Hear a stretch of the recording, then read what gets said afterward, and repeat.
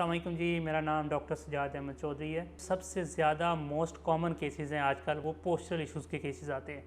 Postural issues जो हैं वो ऑफिस वर्कर्स के अंदर भी हैं, लाइक बैंकर्स वगैरह हो गए जिनकी प्रोलॉन्ग सिटिंग है, चाहे वो ड्राइवर हैं उनके अंदर भी आते हैं, या इसी तरह घर में लेटे हुए जिन लोगों का सीडेंट्री लाइफस्टाइल है उनके अंदर पोस्चरल इश्यूज़ बहुत ज़्यादा आते हैं।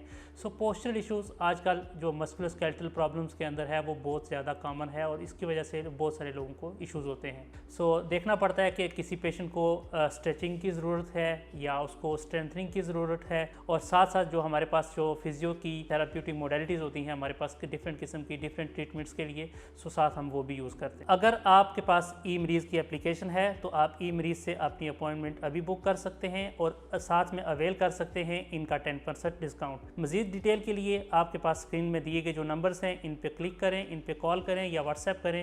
ये इनकी टीम आपको एज़ सून एज़ पॉसिबल ये आपको रिस्पॉन्स करेंगे।